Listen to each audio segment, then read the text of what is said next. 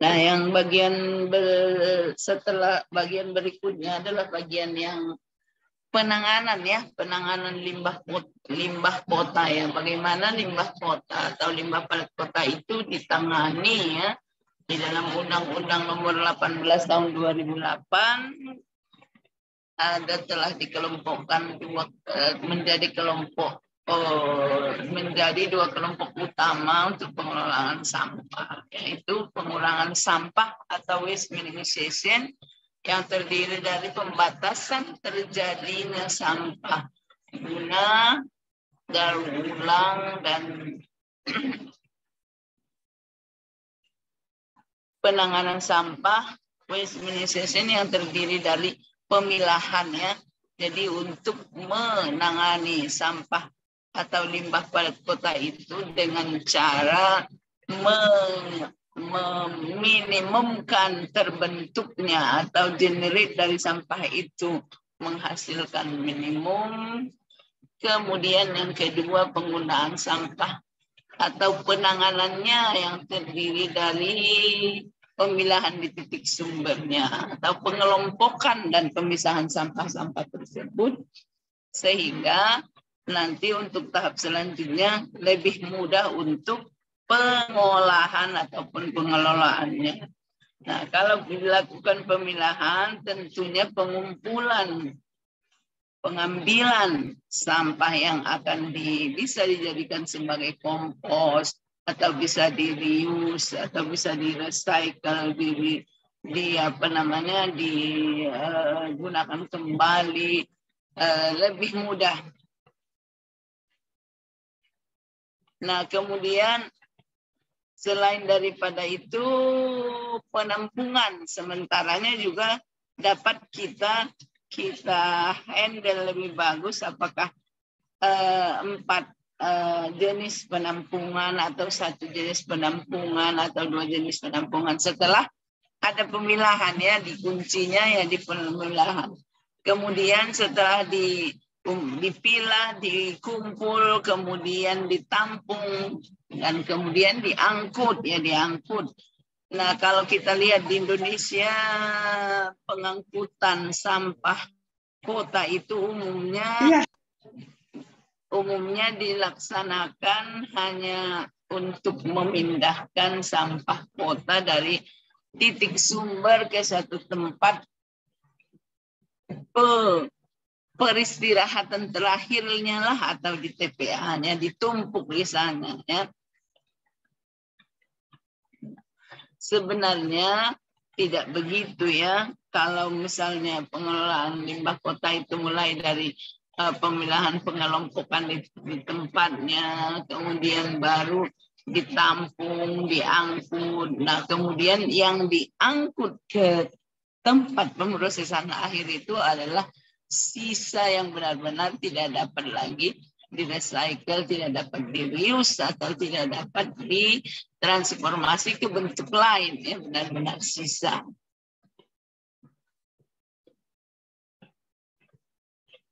Nah, kalau dilakukan pemilahan, tentunya kita akan mengetahui komposisi daripada sampah tersebut. Akan lebih gampang untuk menentukan metode pengolahan yang akan dilaksanakan. Apakah dia banyak organik atau non-organik ya? Apakah dia cocoknya dikomposkan atau dibakar ya? Nah, baru yang benar-benar tidak dapat diapa-apain lagi, memang benar-benar sisa, maka itulah yang akan diangkut ke TPA.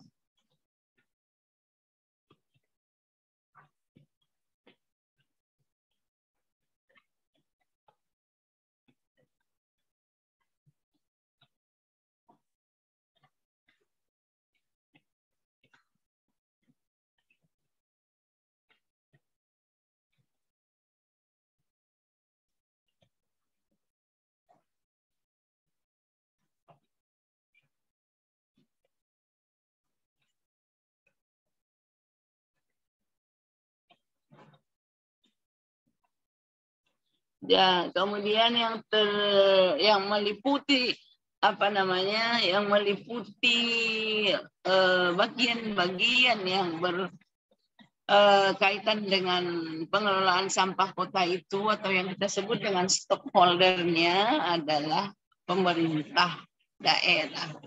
Ya. Pemerintah daerah itu merupakan stakeholder dari pengelola sampah kota.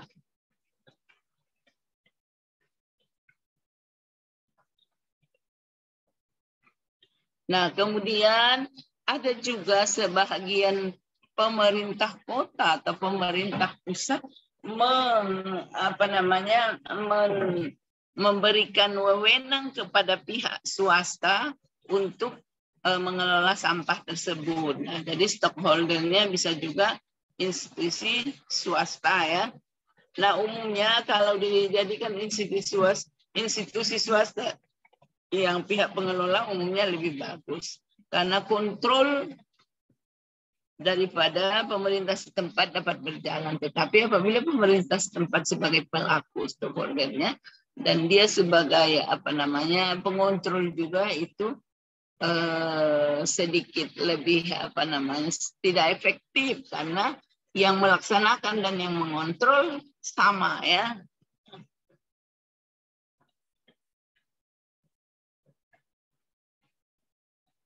Nah, kemudian siapa lagi yang berhubungan dengan itu, dengan pengelolaan sampah kota selain dari pemerintah kota, kemudian stakeholdernya pemerintah kota, kemudian bisa swasta.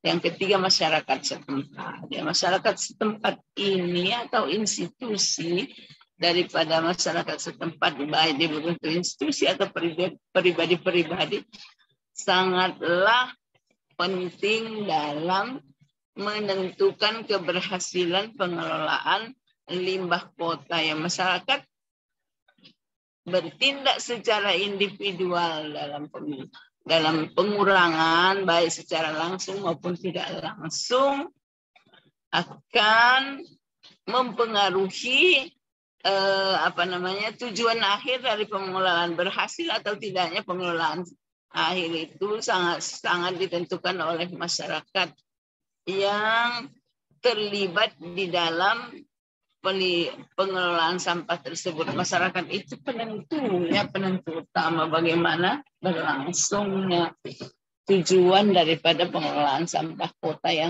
atau limbah kota yang telah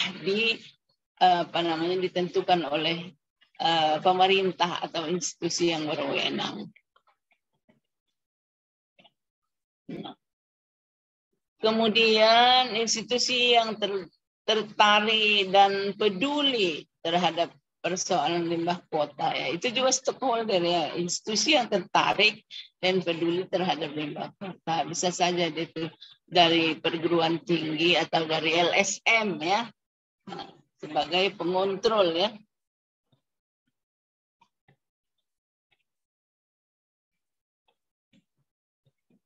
Jadi berdasarkan hal tersebut itu dapat dikelompokkan menjadi 3 kelompok pengelola ya, pengelola utama.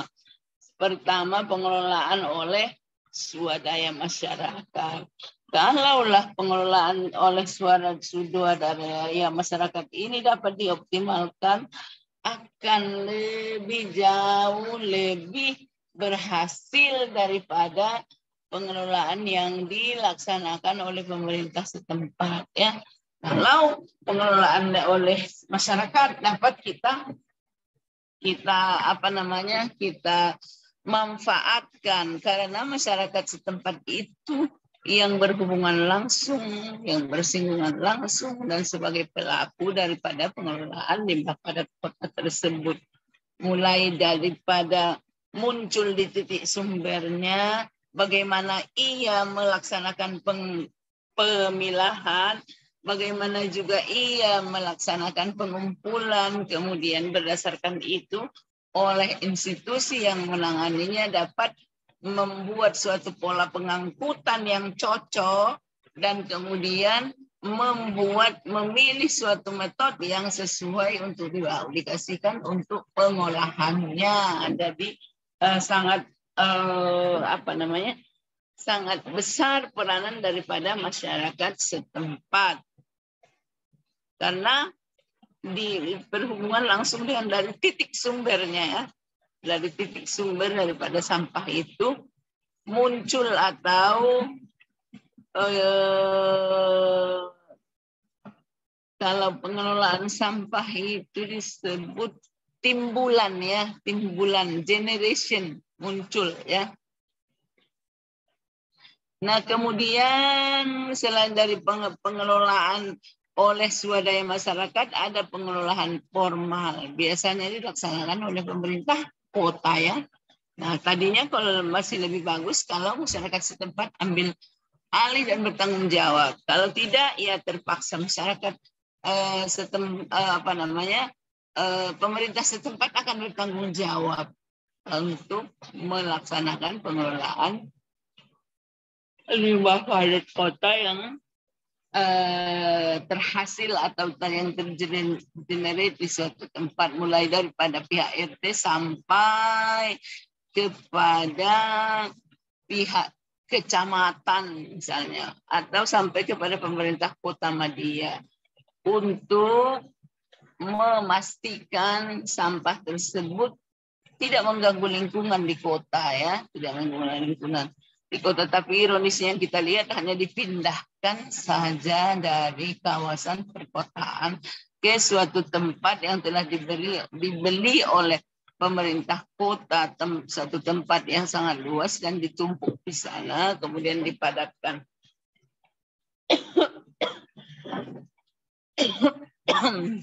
Nah, itu pengelola yang kedua. Pengelola yang ketiga adalah pengelolaan informal. Nah, yang informal ini hanya karena dorongan ekonomi ya, sesuatu yang terpaksa dilakukan, ada sesuatu yang bernilai ekonomi di situ, maka diambil oleh pengelola informal atau disebut dengan pemungut ya, pemungut atau disebut dengan apa kalau di di Medan istilahnya tukang botot ya, tukang botot.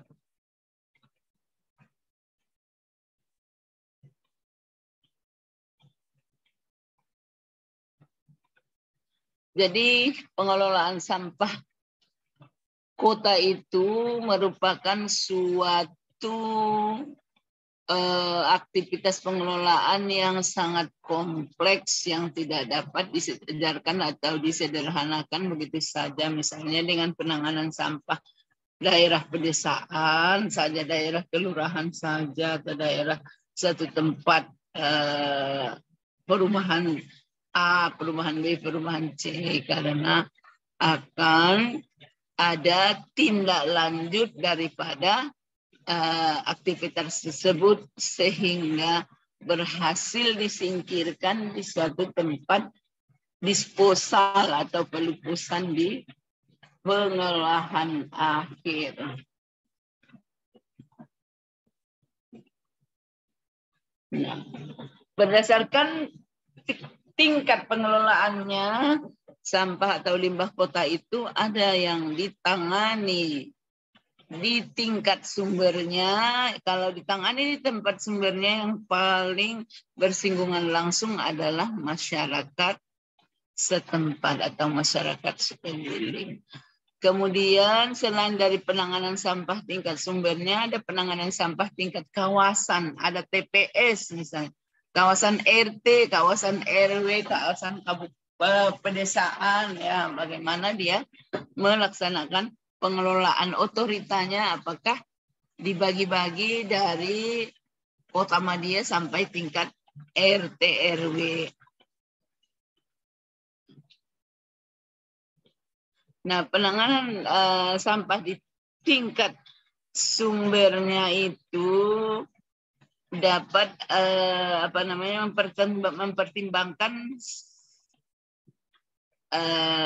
strategi yang macam mana yang kita akan lakukan di tingkat sumbernya.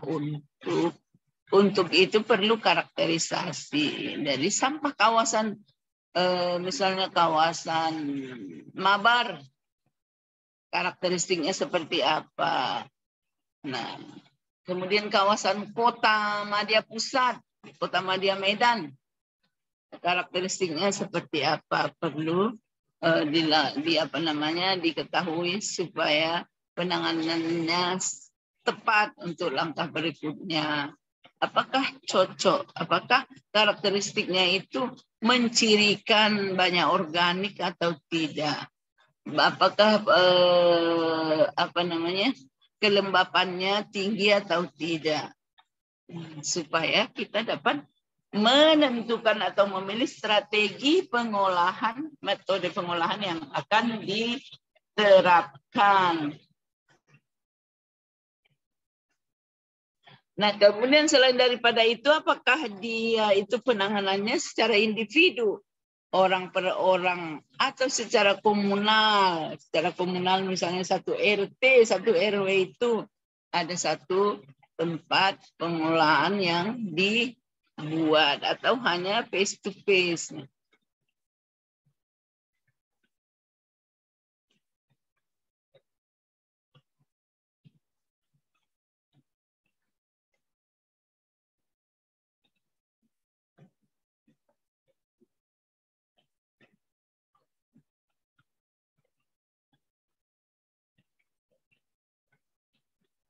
Nah, kemudian penanganan tingkat kawasannya, tingkat kawasan itu biasanya adalah secara komunal ya, melayani sebagian atau keseluruhan sampah yang ada di dalam area di mana pengolahan kawasan berada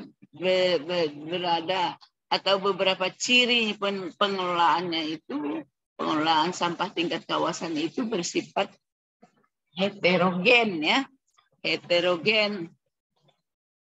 Karena sampah kalau kawasan kan sudah luas, jadi sumbernya bisa tidak hanya rumah tangga ya, di kawasan itu ada rumah tangga, ada institusi, ada industri, ada rumah sakit misalnya, maka berbagailah dia karakteristik atau ciri-ciri dari sampah tersebut, tidak homogen, itu heterogen ya.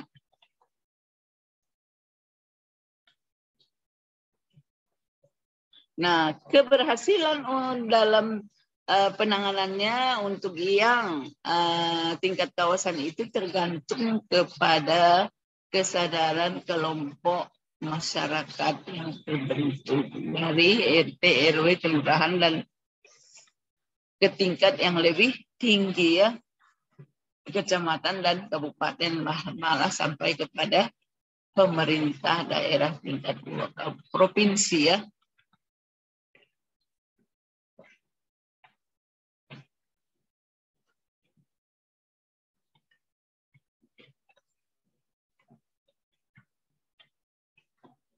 Nah, kriteria penanganan sampah kawasan ada beberapa ya. Kita lihat ada pengelolaan sampah di tingkat kawasan harus mendorong peningkatan upaya meminimumkannya. Bagaimana meminimumkan generate sampah di kawasan Marelan misalnya? Bagaimana meminimumkan generate sampah misalnya di kabupaten, di kecamatan Medan Maimun dan sebagainya ya.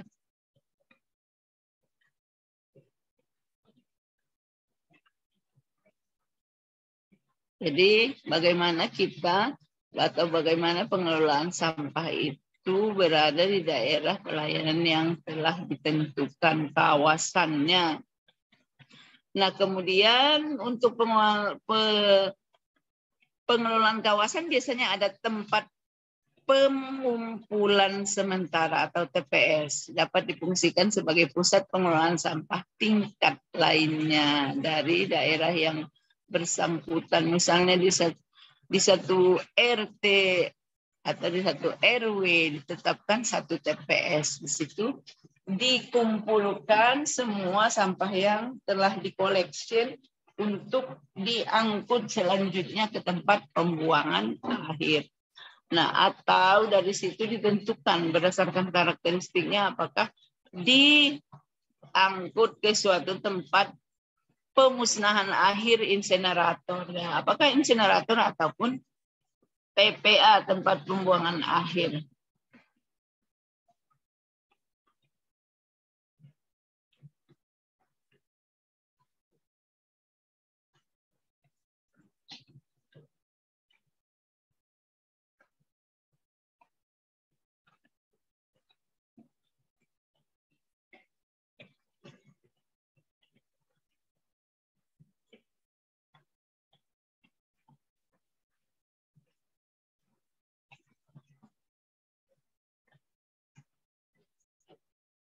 Nah, kemudian jenis pelayanan itu bisa berdasarkan kawasannya atau berdasarkan wilayahnya ya. Ada misalnya wilayah dengan pelayanan intensif, misalnya di daerah jalan-jalan protokol ya, pusat-pusat kota atau daerah-daerah perkantoran gubernur misalnya ya, intens. Di situ merupakan pelayanan yang intensif. Nah, kemudian kondisi dua wilayah dengan pelayanan menengah ke wilayah pelayanan yang merupakan kawasan elit, misalnya kawasan elit lebih teratur lah. Kemudian kondisi tiga wilayah dengan pelayanan rendah atau daerah pinggiran kota. Yang keempat, wilayah tanpa pelayanan misalnya karena lokasinya terlalu jauh atau tidak dapat diakses, maka itu dikategorikan sebagai kategori kondisi keempat, yaitu wilayah tanpa pelayanan. Karena tidak bisa masuk truk misalnya ya.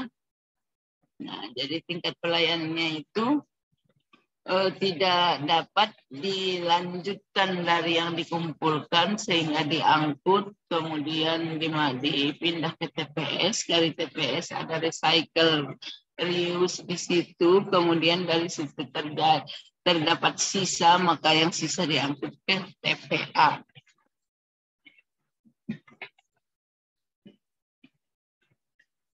Nah, dalam pengelolaan sampah itu teknik operasionalnya perlu apa saja, unit operasionalnya harus ada wadah ya, jadi perlu pewadahan sampah, ada tempat pengumpulan sampah, ada tempat pemindahan TPS-nya, ada tempat pengangkutan transportasinya, ada tempat pendaur ulangannya, ada tempat pemrosesan akhirnya. Pemrosesan akhir itu biasanya di landfill atau TPA dan di insinerator ya, insinerator.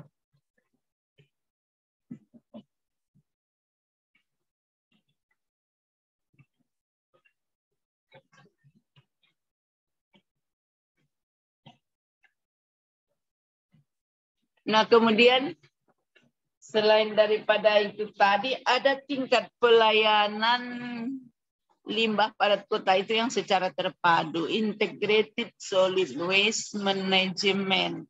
Nah, itu adalah yang diharapkan. Dan kalau itu bisa dilaksanakan, maka akan selesai permasalahan pengelolaan limbah kota. Kalau dilaksanakan integrated solid waste management, pengelolaan sampah kota yang terpadu. Bagaimana itu yang terpadu itu? Bukan hanya dipilah, dikumpulkan, diangkut ke TPA ya. Nah, kalau yang terpadu itu mulai dari titik sumbernya dipilah, kemudian berdasarkan pemilahan itu dilaksanakan jadwal pengangkutan yang organik, apakah sekali satu hari atau 2 kali sehari. Kemudian apakah pemilahannya itu berdasarkan organik atau anorganik saja, atau anorganik bisa dibedakan, ada logam, plastik misalnya. Yang organik bisa dikategorikan sampah basah, kertas, karton, dan lain-lainnya untuk memudahkan ke pengelolaan yang berikutnya. Jadi yang terpadu itu mulai dari situnya sudah ada tempat recycle yang reuse, ada tempat transformasi sampah atau pengomposan, ada insinerator di suatu kawasan yang ditetapkan. Jadi tidak hanya TPA aja di sana. Nah, kalau yang integrated itu di situ TPA-nya, di situ pengomposannya, di situ insineratornya ya, di situ tempat recycle-nya. Jadi lebih lebih komprehensif.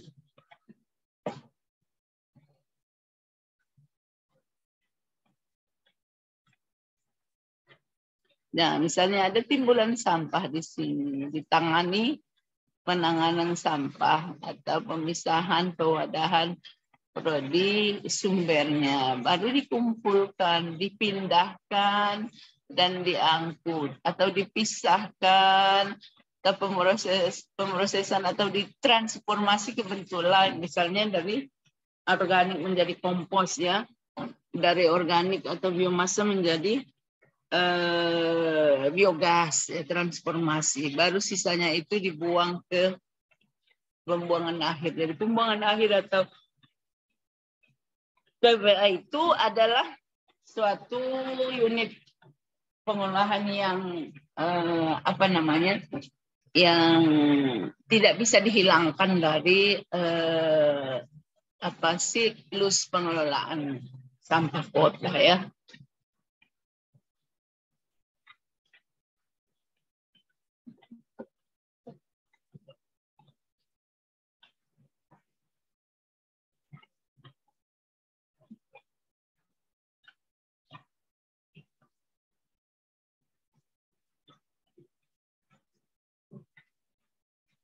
Nah, jadi kalau US EPA atau United States Environmental Protection Agency Amerika Serikat punya mengidentifikasikan 4 tempat atau dasar untuk pemilahan sampah. Strategi, ada 4 strategi ya. Pertama, direduksi pada sumbernya. Kemudian ada aktivitas recycling dan pemrosesan. Kemudian ada aktivitas transfer ke energi, waste to energy atau waste to compost ya. Waste to compost atau waste to energy. Kemudian ada yang tidak dapat kita hindarkan, sisa dari semua pemrosesan yang ada itu ada pengurukan atau landfilling.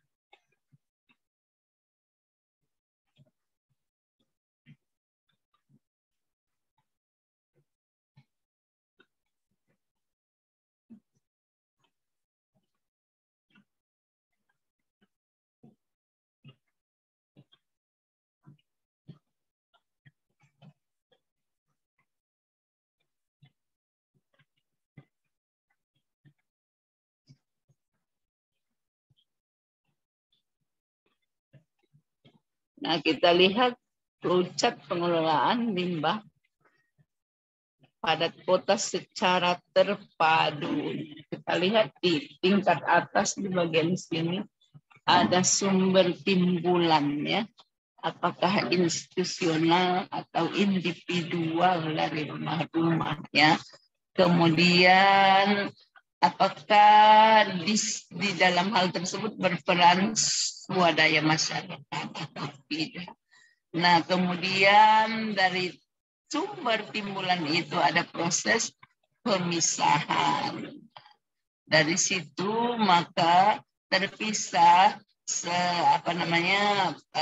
sampah-sampah tersebut akan lebih gampang untuk proses pemrosesan selanjutnya atau pengolahan ya. Setelah proses pemisahan atau pemilahan, ada misalnya organik, ada anorganik ya. Yang organik misalnya ada yang layak dikomposkan, ada yang tidak layak dikomposkan. Kemudian ada yang organik, ada yang didaur ulang atau tidak bisa didaur ulang. Kalau tidak bisa didaur ulang, biasanya bahan akan dikirim ke insinerator atau dibakar ya. Nah, kalau misalnya organik yang layak dikomposkan akan masuk ke instalasi pengomposan. Kalau tidak layak dikomposkan masuk ke insinerator. Nah, ke insinerator itu residu ya. Residu itu sangat sedikit ya. Kalau organik dibakar bisa mereduksi kandungannya, masanya, beratnya sampai 80%. Volumenya bisa tereduksi sampai 90%. Sehingga aktivitas yang akan dilaksanakan selanjutnya sudah sangat sedikit atau mengurangi volume beban yang akan dilaksanakan selanjutnya. Oke. Jadi bagian yang yang kelima tadi adalah penanganannya ya, penanganan daripada sampah tersebut, termasuk mulai dari pemilahan di titik sumber, kemudian pengumpulannya, kemudian transportasinya atau pengangkutannya, apakah itu ke TPS atau langsung ke TPA.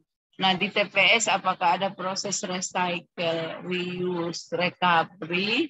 Nah, kemudian baru dari situ akan ada satu pemrosesan air akhir apakah dia masuk ke insinerator atau langsung ke TPA. Oke. Untuk materi hari ini Ibu cukupkan sampai di situ lagi. Kalau misalnya ada pertanyaan tolong tanyakan di WA group ya. Kepada Andreu Moses silakan ambil screenshot, kemudian ambil juga absen di Google Form, kemudian tadi ada absen di e-learning. Nah, kemudian kita sudah, kalau nggak salah ada berapa kali, 5 apa 4? 5 ya, 5 kali ini ya masuk, 5 atau 6 minggu keberapa ini ada 1 kali kita tidak masuk ya, 1 kali kita tidak masuk. Nah, kemudian tolong rekap absennya, kemudian kirim ke Ibu supaya Ibu lihat berapa kali masuk supaya bisa dilaporkan, supaya tidak nanti mengganggu aktivitas mid semester yang akan dilaksanakan. Mid semester kapan? Sudah ada jadwal mid semester? Mulai tanggal berapa mid semester?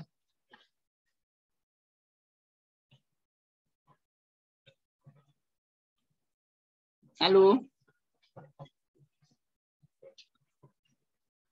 Ya, Ibu. Mid semester kapan ya mulai? Bu. Di dalam ya. Setahu saya tanggal 28 mulai, Bu. Tanggal 28 berarti minggu depan ya. Nah, kita udah berapa kali ya pertemuan? Syaratnya itu harus 7 minimum.